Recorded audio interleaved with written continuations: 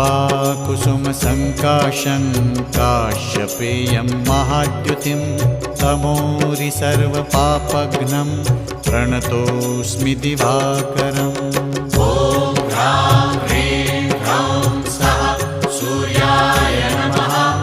ॐ ह्रां ह्रीं ह्रौं सः सूर्याय नमः।